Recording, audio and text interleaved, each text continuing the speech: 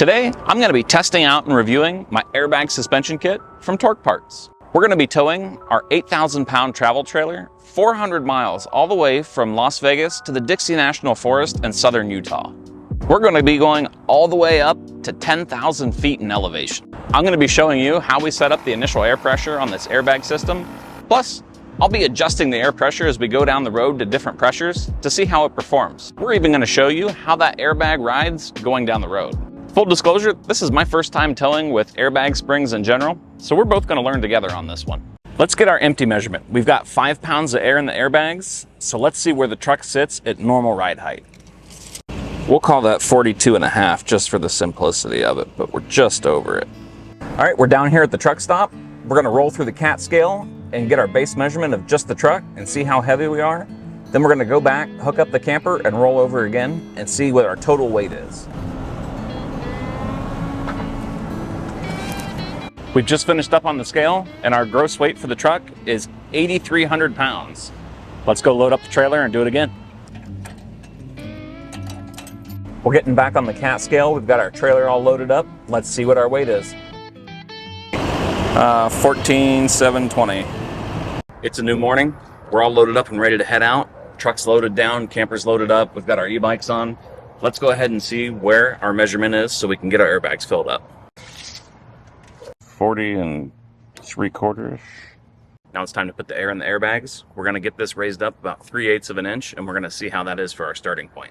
This is our little Amazon special. It's not a Makita, but it's a clone of the Makitas, and it takes the Makita batteries, and we have a bunch of other Makita tools, so we decided to give this a shot. So far, it's working pretty well.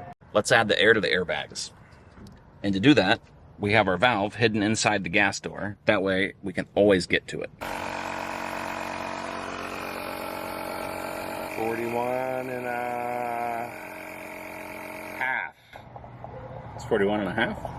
That's what it says. Now that we have the airbags inflated to 30 pounds, we have our angle finder on the trailer, and it says it's 0.7. Before we inflated the airbags, it was 1.7. So the front end still could come up just a touch, but it's pretty close to level. So let's see what it does, and we're going to add more and subtract some air along the way. So we have a weight distribution hitch on this, and for this truck, it's not so much about the weight distribution, but the anti-sway factor on this. Do you guys use a weight distribution hitch? Leave me a comment down below and let me know. Torque Parts has partnered with us for today's review video. Even though they sponsored today's video, my opinion can't be bought, and I've given you my honest thoughts about this system. Torque Parts has been making airbag suspension kits for semis for a very long time, but now they're entering the medium and light duty sector as well, like airbag kits for our Silverado 3500 here. They also have a kit for your truck too. I'm going to put an affiliate link and a discount code to save you guys some money in the description below. And remember, all Torque Parts ship from AftermarketUS. We've made it 41 miles outside of Vegas. We've had 30 pounds of air in the airbags, and I am blown away by the ride quality so far, almost to where I'm afraid to adjust the air pressure.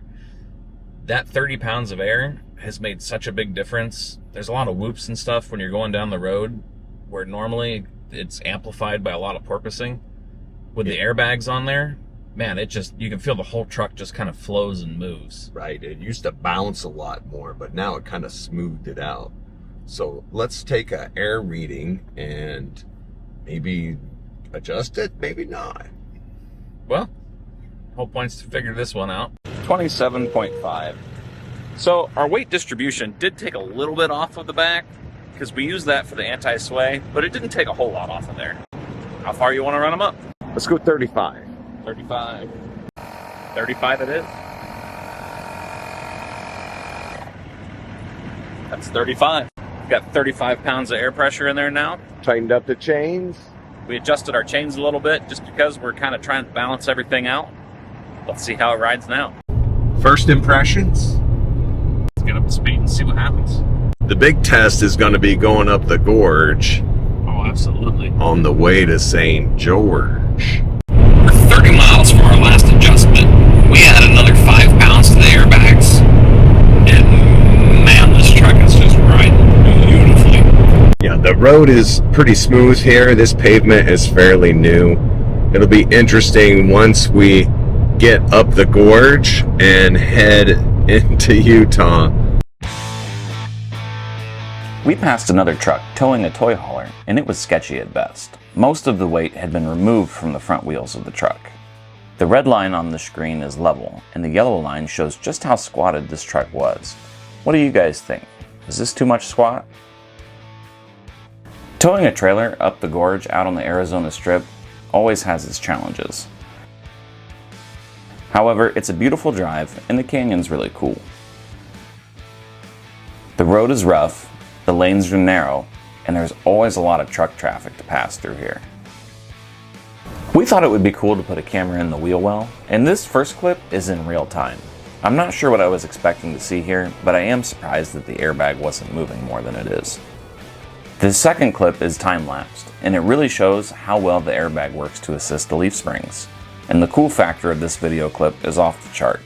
The first time I saw this footage, I couldn't stop watching it. 35 has seemed to be a great pressure for these airbags with our particular setup. We've gone through the gorge, highway, over all kinds of bumps, you name it, and it just rides absolutely beautiful. But just for the sake of argument, we're gonna go ahead and throw another 5 pounds in here and put it up to 40, see how it does. We're at 40. Cedar City is about 30 miles from here. We'll give you an update when we get there. Definitely a little more bounce. Definitely a little more bounce with the 40 PSI. That 35 PSI was just smooth.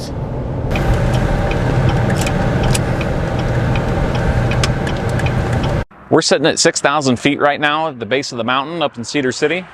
We've got 4,000 feet to climb and 20 miles to get there. Let's take our 5 pounds back out of the airbags and hit the road. We're back down to the 35 pounds in the airbags, and even going over through some of these whoops through this little canyon, it's much more tolerable than it was at 40. If we had extra coolers and all kinds of stuff in the back of the truck for a longer trip, I think that might be a better option to bump it up a little bit. But for the way that we normally travel, I think 35 is the perfect number. And that's Cedar Breaks right there. At the other end of that valley down there is Zion National Park. At the beginning of this video, you saw us roll through the Catskills. We weighed our truck empty and loaded up with a trailer. Let's crunch the numbers. With our truck empty, it weighed 8,360 pounds. And the cat scale breaks down the load on the front axle and the drive axle as well, plus your trailer axles.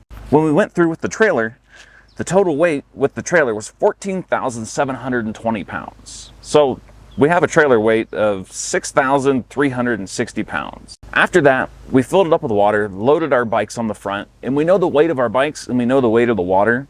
So in total, that puts us at 6,975 pounds. This is where we started doing some math. We want to know our tongue weight. So we went back to our cat scale certificates with the unloaded and the loaded. And what we're looking at is the rear drive axle. The rear axle loaded was 5,420 pounds.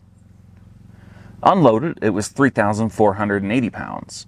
So we subtract the numbers, and that gives us our tongue weight of 1,140 pounds. But somebody out there smarter than me is going to realize those numbers don't quite add up. So we also had to do the same thing with the front. When we loaded everything on there, it took some of the weight off the front, so we subtracted that number as well. Are airbags worth it? We've made this exact trip dozens of times with this same truck and trailer combo. There's certain sections of the road that aren't exactly the best, and they lead to a really poor towing experience. The airbags have changed that. It took us a little while to dial in the new system, adjusting the air pressure, which we couldn't have done without our little pump. You need some kind of onboard air or a pump to adjust the air pressure as you go. The time that we spent doing that is invaluable. It's led to a much better towing experience. There's not a lot of porpoising going on anymore, and it's just a nice smooth ride the entire way. This is my first time towing with airbags, and honestly, I can't believe we waited so long. If you liked today's video, make sure you give us a thumbs up, and if you like automotive content, make sure you subscribe to the channel. And I'll catch you in the next video.